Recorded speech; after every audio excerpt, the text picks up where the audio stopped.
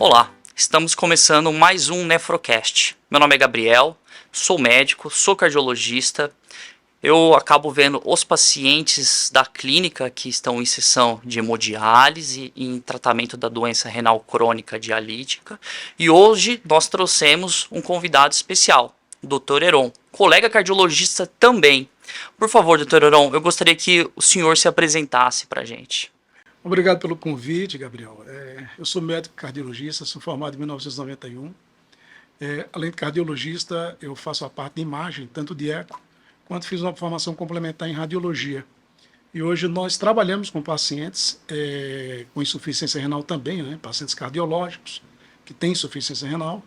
E atendemos, ao longo desses anos, já acumulamos quase 300 mil pacientes em atendimento, né?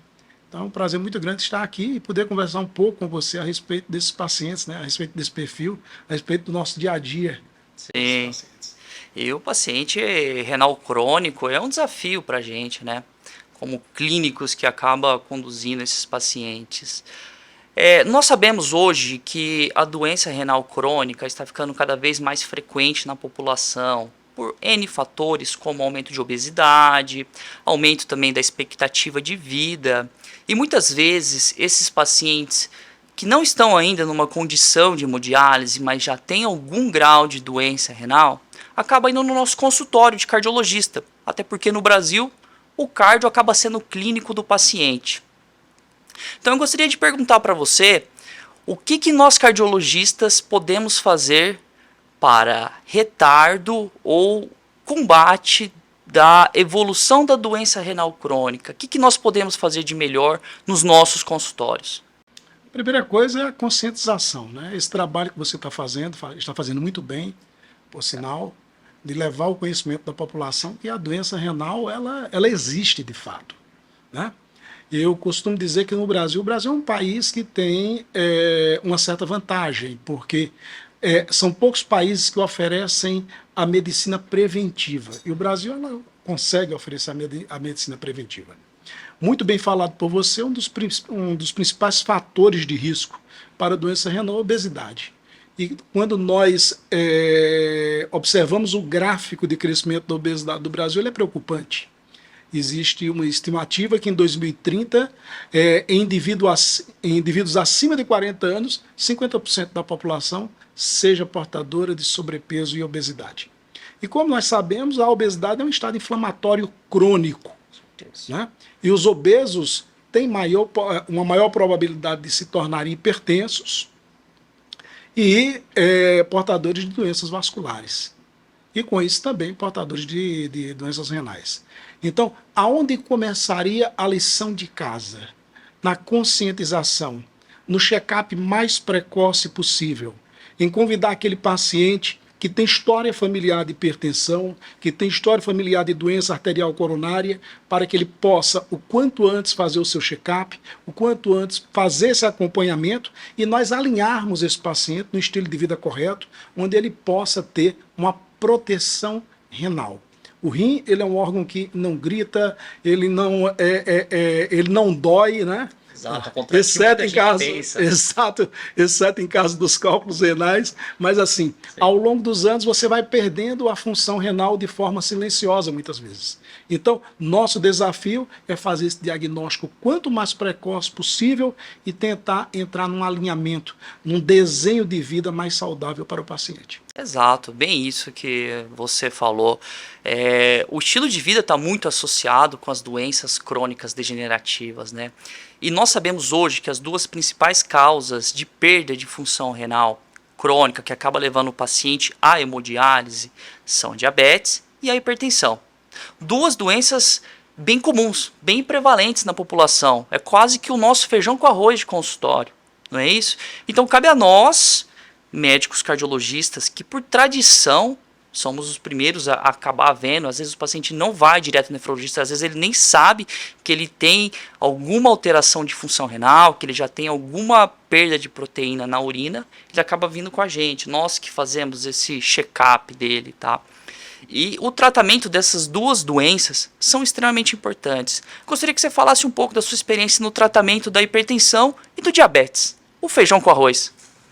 A hipertensão o grande desafio da hipertensão, primeiro, é o diagnóstico também da hipertensão.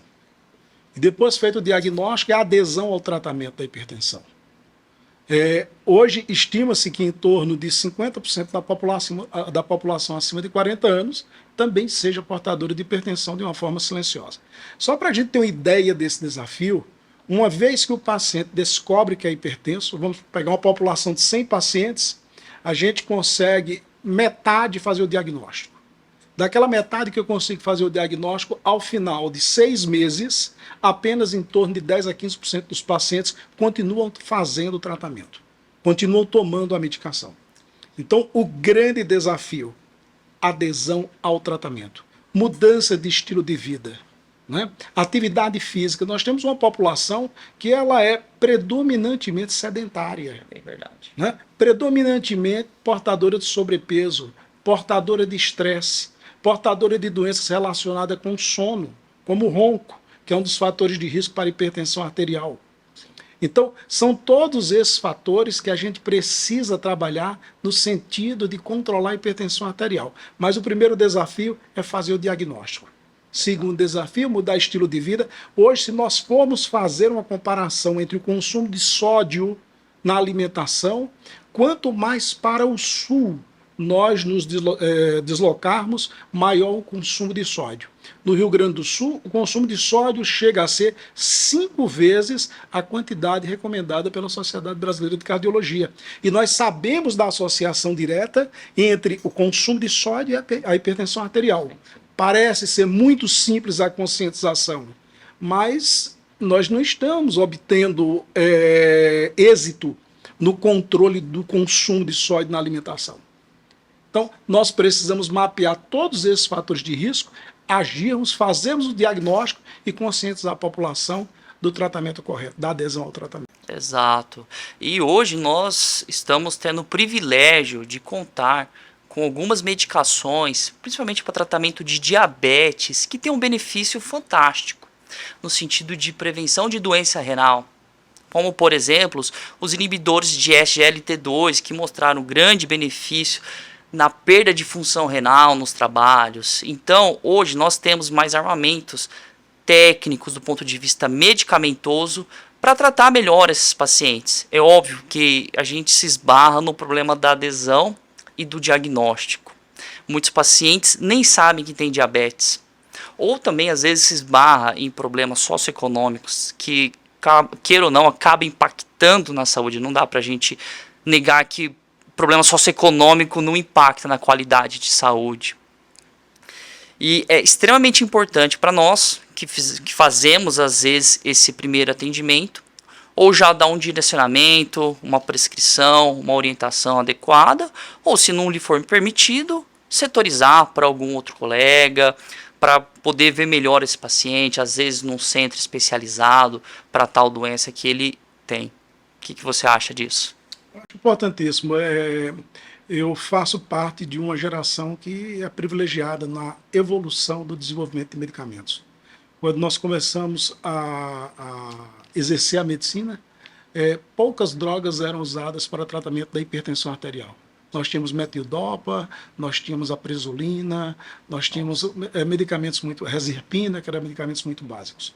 Né? Daí veio o advento dos inibidores da enzima de conversão, os bloqueadores dos receptores de angiotensina, e assim foi evoluindo, e nós fomos assistindo à queda da mortalidade.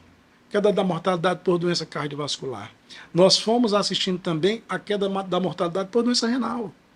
Menos pacientes eram encaminhados para centros de diálise. Sim. E mais ainda agora com o advento de novas drogas para o diabetes, como você citou. Então, é muito importante da população ter consciência que existem recursos para tratamento.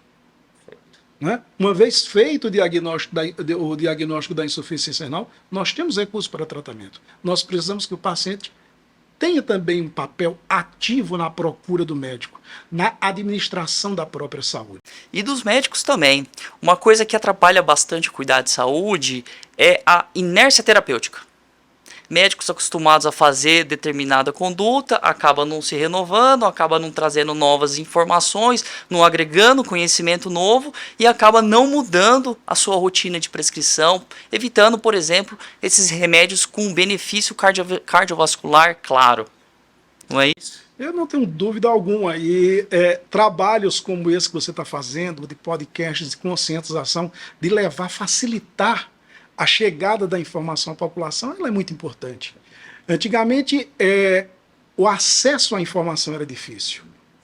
O médico tinha de muitas vezes buscar um livro, encomendar, o livro chegava 3, 6 meses depois, muitas vezes até desatualizado. Hoje nós temos a informação em tempo real. Nós temos um desafio muito grande com o crescimento de novas universidades e temos o desafio de formar novos médicos. Mas nós temos também recursos facilitadores para levar informação a esses novos médicos. Então é muito importante que trabalhos como esse, eles sejam continuados, porque assim nós estaremos combatendo e tratando, né, as doenças renais, as doenças circulatórias. Exato. A desinformação ou a falta de informação de qualidade também gera doença, não é isso? Com certeza. Tá certo. Para a gente aqui da clínica, é sempre um desafio muito grande tratar os pacientes que estão em hemodiálise, porque é um paciente muito complexo do ponto de vista clínico. Não só porque muitas comorbidades o levaram a ter a doença renal crônica no seu estágio final e precisar de uma terapia de substituição renal, o que já confere a si próprio, ao paciente mesmo, um risco cardiovascular mais alto. E nós sabemos que os pacientes que têm problema renal muitas vezes acabam falecendo por problemas cardíacos. O que você tem a me dizer sobre isso? O paciente renal crônico, ele tem a propriedade de calcificar mais as artérias, né? Então, quando você faz um score de cálcio, né, cardíaco em um paciente renal crônico, e pacientes às vezes muito jovens, paciente 30 e poucos anos, ele tem uma carga de cálcio muito parecida com pacientes acima de 70 anos. Então, são pacientes mais propensos não só a acidentes vasculares cerebrais, como também a infarto agudo do miocárdio. Então, é preciso que esse paciente esteja consciente que a doença ela não está alojada só no rim. A doença renal ela faz parte de uma alteração sistêmica, um prejuízo sistêmico. E quando muitas vezes você tem uma nefropatia de etiologia diabética, a carga de cálcio, a tendência é que ela seja muito maior, ela seja muito mais expressiva e as manifestações das doenças cardiovasculares sejam muito mais precoces. Você sabe que você tocou num assunto interessante. Tradicionalmente, eu sou especialista em aterosclerose, e tradicionalmente a gente tem 3 grandes eixos relacionados à aterosclerose. O eixo de lípides, que é quanto mais colesterol, mais risco cardiovascular, mais placa de gordura se tem. O eixo trombótico, que é o eixo relacionado à agregação plaquetária, daí vem os de AS, todos antiplaquetários, anticoagulação com benefício cardiovascular. E tem um eixo inflamatório que também acaba atuando, um eixo mais difícil de se tratar, de se mensurar, é um pouco mais recente. Mas a doença renal crônica traz um outro eixo que corre por fora, que é o eixo da calcificação. Muito relacionado com alteração de paratormônio, com alteração de metabolismo de cálcio, com alteração de metabolismo de fosfato. Isso acaba sendo um desafio para a gente como médico que acaba lidando com esse tipo de paciente. Porque o paciente precisa ser visto e ser bem tratado como um todo, no sentido de que a hemodiálise tem que ser uma hemodiálise de qualidade. Você não pode deixar o paciente com níveis altos de fósforo, você tem que controlar muito bem esse paciente.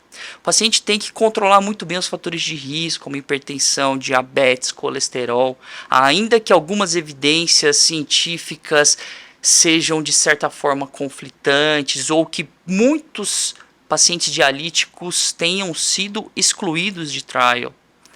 Mas voltando uma vez, a gente aqui na Fênix, nós temos uma pessoa de metabolismo ósseo de doença renal. Ela é especialista, doutora Lilian, médica fantástica. Então, na nossa linha de cuidado, ela vê os pacientes da clínica. Isso eu acho fantástico aqui. Porque eu acho um assunto extremamente difícil, metabolismo ósseo na doença renal crônica. Não tenha dúvida. E uma área que é muito difícil, dentre os pilares que você citou, é entender o processo inflamatório. Marcadores inflamatórios, nós somos ainda muito carentes em poder Difícil mensurar. mapear respostas inflamatórias. E a calcificação, ao que nos parece, é um estágio final de uma resposta inflamatória também. Né? Então, isso é muito importante. E a qualidade da diálise, na hora que você submete um paciente à diálise, não é apenas você está retirando o volume do paciente, você está ativando também uma cascata inflamatória. Isso é verdade. Então, o paciente dialítico é um paciente cronicamente inflamado que você pode acentuar esse processo inflamatório e daí você precisa realmente de uma equipe multidisciplinar que tenha expertise e que possa oferecer esse serviço com excelência. Eu acabei de conhecer o serviço da Fênix agora, recentemente, e eu fiquei encantado. Né? O tipo de tratamento que vocês dispensam ao paciente, a equipe multidisciplinar, a forma sistêmica que vocês conseguem dar assistência ao paciente. Isso é muito importante. Só puxando a sardinha para o nosso lado aqui. Aqui na Fênix, obviamente, tem os nefrologistas que fazem o acompanhamento nefrológico dos pacientes em terapia de substituição renal, em hemodiálise. Tem a fisioterapia, nutri e tudo mais, mas nós temos uma coisa específica. Linha de cuidado. Nessa linha de cuidado, ela é composta por alguns médicos. Tem a doutora Lília, de metabolismo ósseo, eu na parte cardíaca. Tem a doutora Marília, que ela é uma endocrinologista também, que ela vê os nossos pacientes. E tem também o Ivan para suporte de doenças infecciosas, que nós sabemos que esses pacientes acabam tendo algumas complicações, muitas vezes relacionado com acesso, tá? E temos um vascular. Então, teoricamente, esse é o nosso time. Um nefro, especialista em metabolismo ósseo, um cardio, um endócrino, um infecto e um vascular. Mais recente contratado agora também é uma psiquiatra. Legal, né? O paciente crônico, a gente sempre tem que analisar que é um paciente que necessita de uma jornada. Todo paciente portador de doença crônica não transmissível, que é o caso da insuficiência renal, ele precisa de uma jornada, e dentro dessa jornada você precisa ter uma equipe conectada.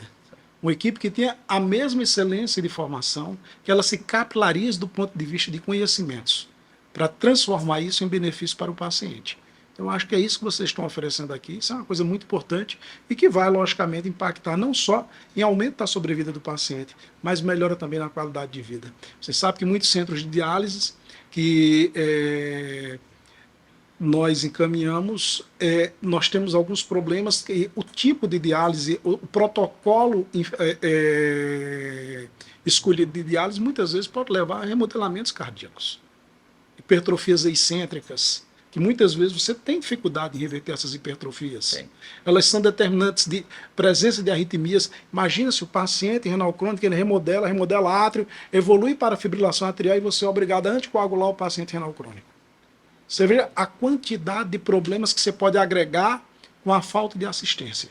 Então, a jornada do paciente, ela é muito importante. Esse cuidado ao paciente crônico com a equipe multidisciplinar, ele é essencial. Aliás, está convidado. Se quiser, nós fazemos reuniões mensais da linha de cuidado, sempre discutindo algum tema. Próxima vez você será convidado, viu? É isso. Como cardio, assim, eu sempre quero que o paciente não infarta, que o paciente não tenha nenhuma complicação de insuficiência cardíaca ou que ele não tenha nenhuma complicação de arritmia. Basicamente é isso, dentre outras possíveis doenças, mas os 3 grandes principais doenças da cardio talvez sejam essa, né? A parte de aterosclerose, no que compete a infarto, angina, obstrução, parte de insuficiência cardíaca e arritmias, sobretudo fibrilação atrial. E é um desafio tremendo, porque quando a gente olha a literatura, o problema que a gente encontra desses trabalhos é que a maioria dos trials, os grandes trials, que são estudos clínicos, prospectivos, randomizados, excluíram doente renal. Tinha lá, clearance menor que 30, ou clearance menor que 15, critério de exclusão da população a ser estudada. E isso torna o trabalho muito desafiador, porque você é obrigado a fazer um trabalho com menos dados da literatura. Eu queria ouvir um pouco de você, depois obviamente se quiser eu falo da minha experiência, mas como que lida com essa escassez específica, desse nicho de paciente específico? Vai depender da experiência, né? Você vai ter que ter experiência para lidar com esse tipo de paciente. Mas eu tenho uma visão um pouco diferente. É uma visão em que abre uma janela de oportunidades. para que nós possamos estudar esses pacientes. Nós temos essa população a ser estudada, nós podemos oferecer esses dados. Sim. Então nós temos que construir. Exato. É para isso que nós estamos acordando todos os dias, para fazer algo diferente. E não para copiar o que se tem feito. Produzir então, conhecimento. Com a estrutura que hoje a Fênix tem, nós podemos ser usinas de grandes trabalhos. Sim. Nós podemos desenhar grandes trabalhos com pacientes de perfil de renal crônico e responder perguntas que estão no limbo, Em aberto. em aberto, não é? E Sim. que vai se transformar em melhores condutas. Então esse é o nosso grande desafio. Eu acho muito importante.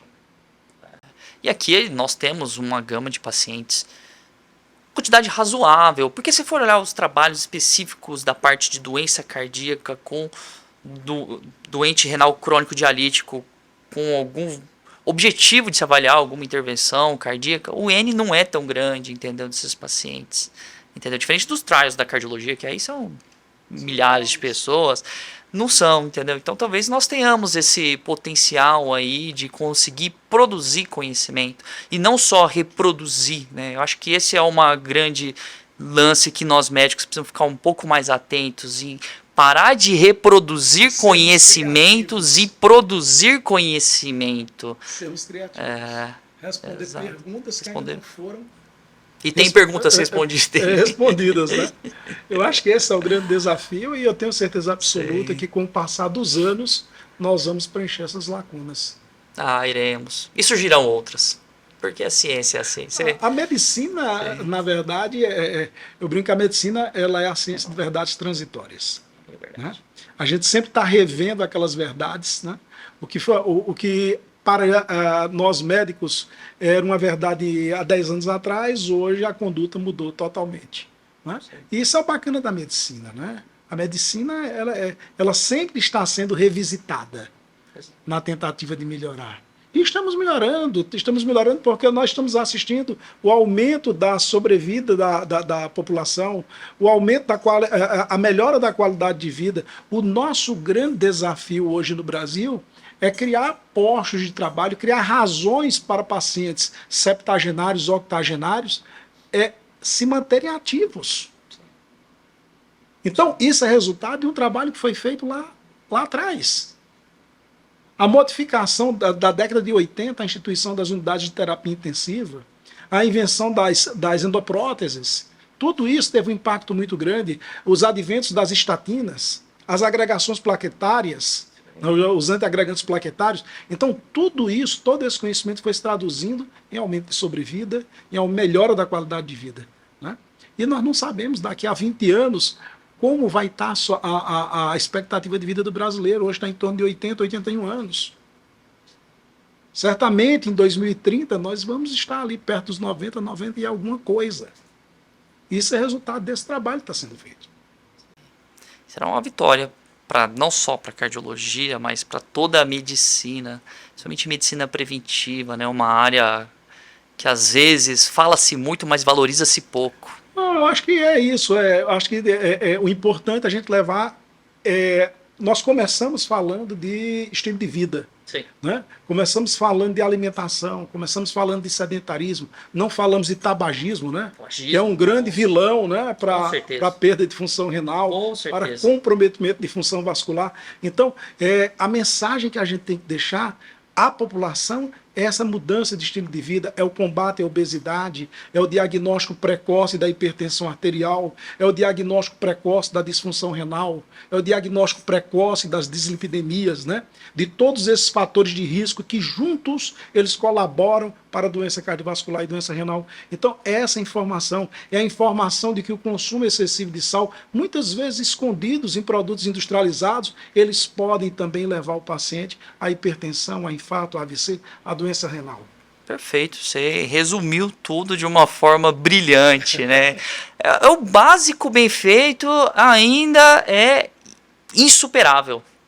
Não precisa de muitos recursos para ver essa mudança. Não, exatamente. Cessação de tabagismo, controle de dieta, realização de atividade física, acompanhamento regular, tratar a hipertensão, tratar a diabetes. A gente falou de coisas básicas, nada de outro planeta, entendeu? E que acaba levando muita gente à doença renal crônica terminal. Agradeço demais a sua presença, a sua participação, o seu engrandecimento intelectual aqui para o nosso podcast. Seja muito bem-vindo para próximo. Seja também muito bem-vindo para as reuniões nossas de linha de cuidado, tá? Espero que você tenha tido uma boa experiência com a gente aqui. E bom, Gabriel, para mim é uma honra imensa, entendeu? Receber o convite de vocês.